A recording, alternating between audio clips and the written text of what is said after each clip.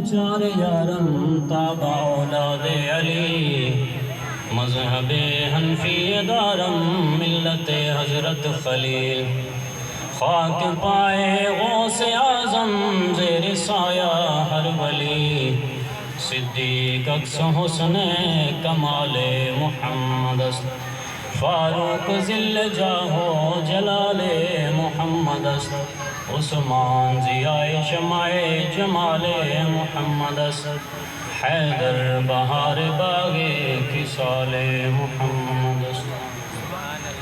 جس سہانی گھڑی چمکا طیبہ کا چاند اس دل فروز ساتھ پہ لاکھوں سلام جس کے جلوے سے مرجائی کلیاں کھلیں اس گل پاک منبت پہ لاکھوں سلام ان کے آگے وہ حمزہ کی جاں بازیاں شیر غران سطوت پہ لاکھوں سلام الغرض ان کے حرموں پہ لاکھوں درود ان کی ہر خود خصلت پہ لاکھوں سلام فتح باب نبوت پہ بے حد درود فتح باب نبوت پہ بے حد درود فتح باب نبوت پہ بے حد درود ختم دور رسالت پہ لاکھوں سلام قاری اسحاق صاحب آپ کا بہت شکریہ آپ نے قیمتی وقت ہمیں دیا لیکن میری بھی مجبوری ہے کیونکہ میں بھی اسٹوڈنٹ ہوں سریکی میں مجھے تقریر آتی نہیں میری مجبوری ہے ماشاءاللہ پڑھے لکھے لوگ بیٹھے ہیں سب سمجھتے ہیں اردو سب کو آتی ہے جو نیوز دیکھ سکتے ہیں اردو کی تو وہ تقریر بھی سن سکتے ہیں حضرت امام علی مقام امام حسین رضی اللہ تعالی عنہ نے یزیدی فوج کے سامنے خطبہ دیا امام علی مقام نے 4000 فوجیوں کے سامنے خطبہ دیا وہ خطبہ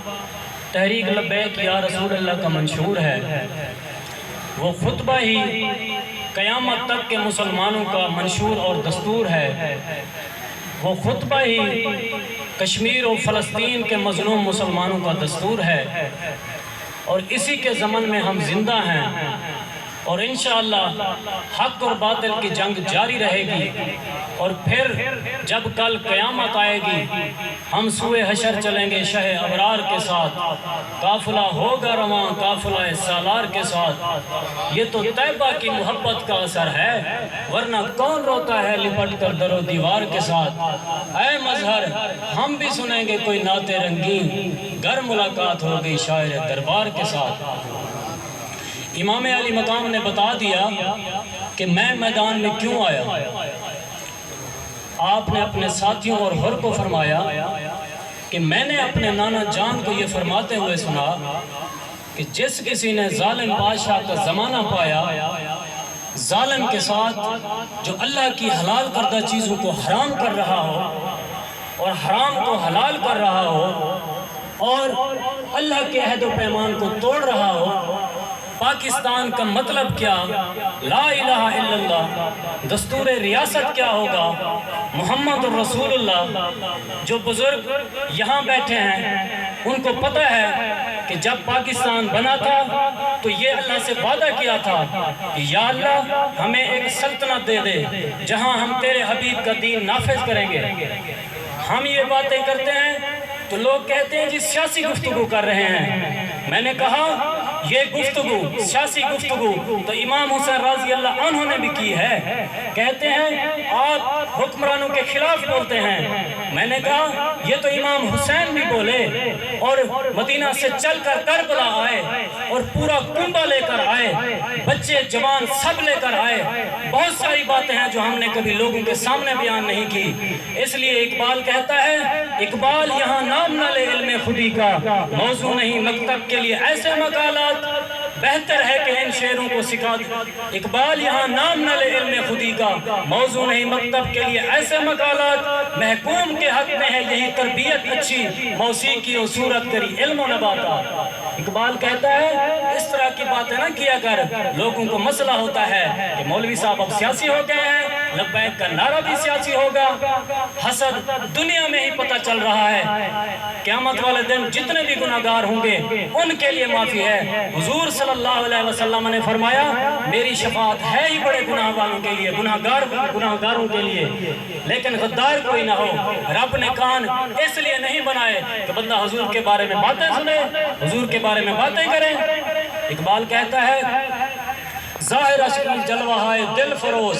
باطن از عارفاں پنہاں ہنوز۔ اقبال کہتا ہے تو حضور کے بارے میں بات کرتا ہے، حضور نے ایک نگاہ ڈالی تو کوئی ابو بکر بنے، کوئی عمر بنے، کوئی عثمان بنے، کوئی علی بنے، کوئی علی حسن بنے، کوئی حسین رضی اللہ عنہم بنے۔ اقبال کہتا ہے یہ تو حضور کی ایک نگاہ ہے، جو حقیقت محمدیہ ہے وہ تو آج تک کسی کو پتہ ہی نہیں چلا کہ حضور کی حقیقت کیا ہے۔